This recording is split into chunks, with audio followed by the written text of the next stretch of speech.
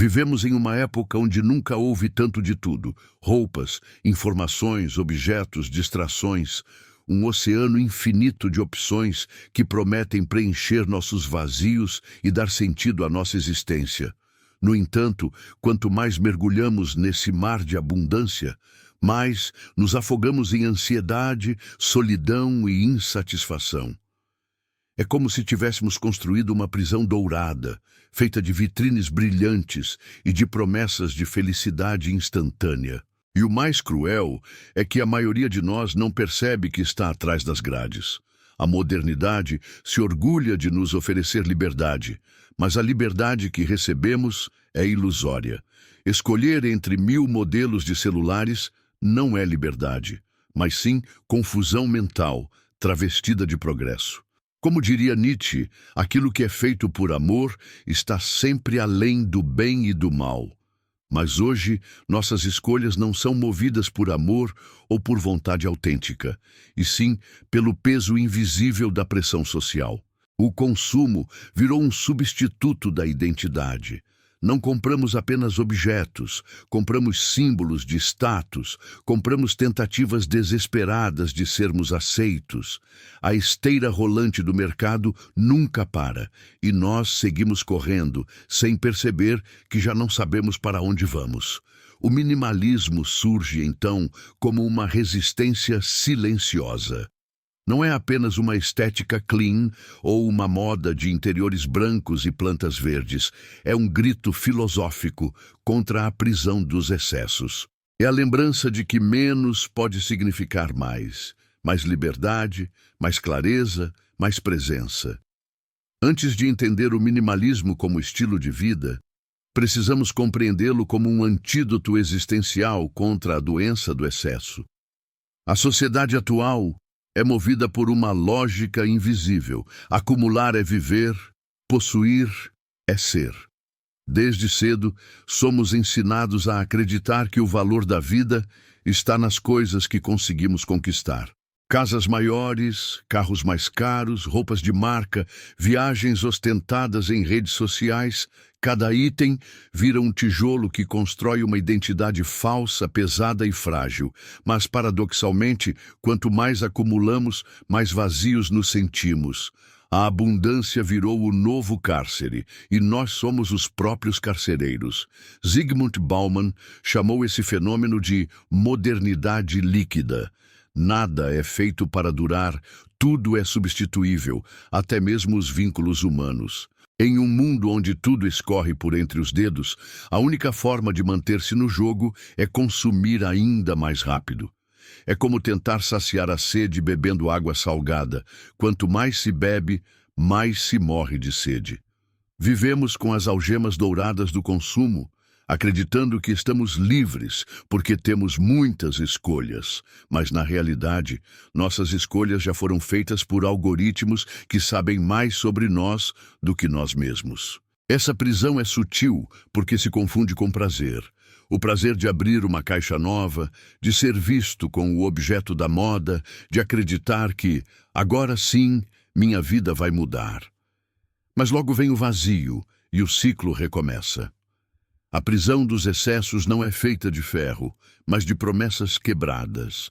A cada compra, assinamos voluntariamente nossa sentença de continuar dependentes de algo externo para nos sentirmos inteiros. O minimalismo é a chave que pode abrir essa cela, mas só funciona para quem tem coragem de enxergar que está preso. Acumular coisas não é apenas um ato externo, é também uma prisão interna. Cada objeto exige espaço, manutenção, cuidado. Cada nova informação exige memória, processamento mental, atenção. Nossa mente, já exausta, tenta lidar com o excesso como quem tenta organizar um quarto abarrotado de entulhos. Sempre sobra bagunça. O resultado é ansiedade, fadiga e a sensação constante de insuficiência. Psicólogos têm mostrado que o excesso de escolhas não nos liberta, mas nos paralisa. Quando tudo está ao alcance, nada parece realmente valioso. Viktor Frankl em sua busca por um sentido da vida, dizia que o homem não deve perguntar qual é o sentido da vida, mas compreender que é a vida que o interpela.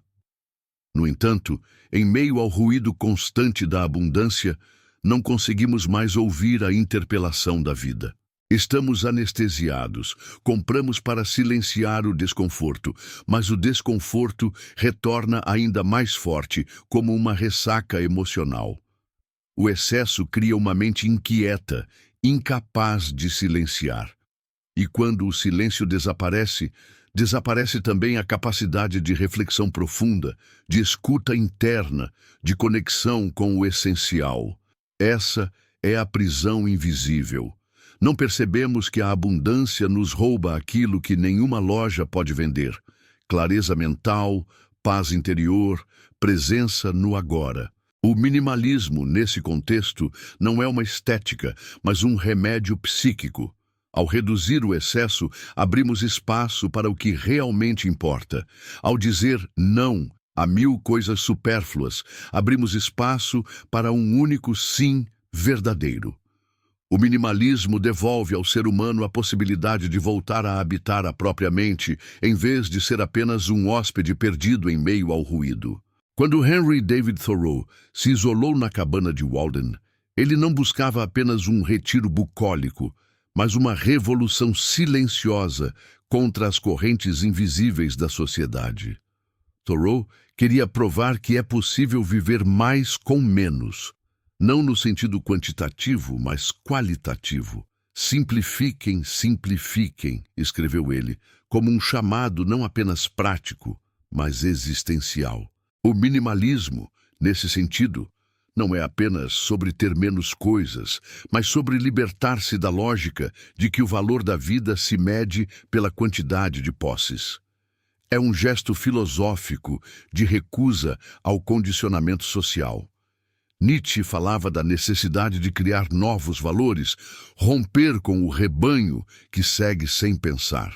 O minimalismo é exatamente esse rompimento. Em um mundo onde a regra é acumular, desapegar é um ato de coragem, quase uma rebelião ética. Reduzir não significa perder, mas ganhar tempo, clareza, autonomia. É o contrário da escravidão do excesso. O minimalismo não é miséria ou privação. É escolha consciente. É escolher o silêncio em vez do barulho, a clareza em vez da confusão, a presença em vez da distração. É uma filosofia que, em sua essência, devolve ao ser humano a liberdade de existir sem depender da validação constante de objetos e aparências. Ao adotar o minimalismo como caminho, deixamos de ser consumidores passivos para nos tornarmos criadores ativos da própria vida. Essa é a radicalidade da simplicidade. Ela não nos oferece menos, mas nos devolve o que já tínhamos perdido. A capacidade de ser, sem precisar ter. Adotar o minimalismo é como atravessar um portal. No início, parece estranho e até doloroso. Abrir mão do excesso exige encarar de frente o vazio que ele escondia.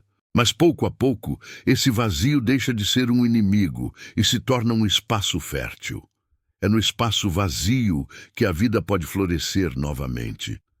Quando deixamos para trás a corrida insana por mais, descobrimos que já tínhamos o suficiente.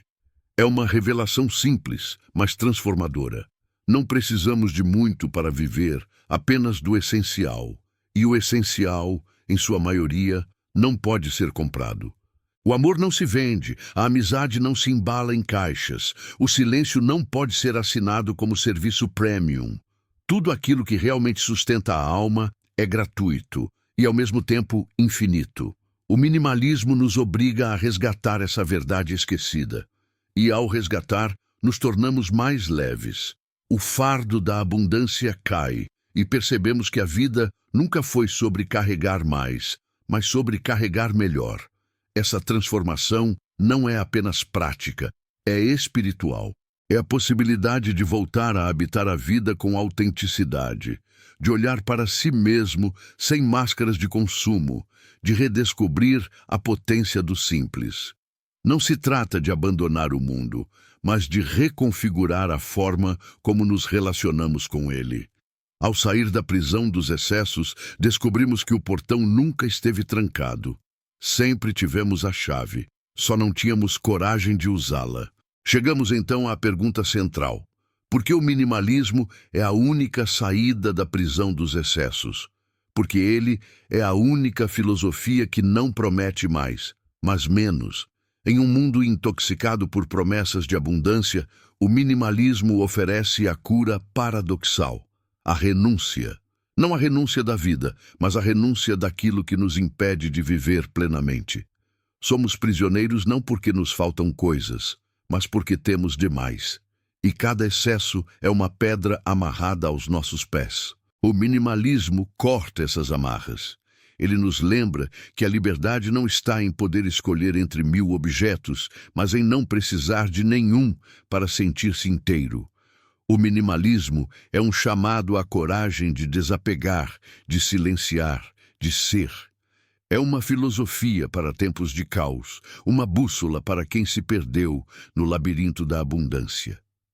Ao adotá-lo, não nos tornamos menos, nos tornamos mais livres, mais presentes, mais humanos. Em última análise, o minimalismo não é sobre coisas, é sobre vida.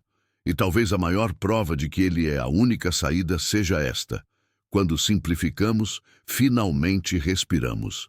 A prisão dos excessos se desfaz como fumaça, e diante de nós surge um horizonte que sempre esteve ali, mas que não podíamos ver, escondido atrás das paredes invisíveis do ter. O minimalismo nos devolve o direito de simplesmente ser. E ser, no fim das contas, é a única liberdade que realmente importa.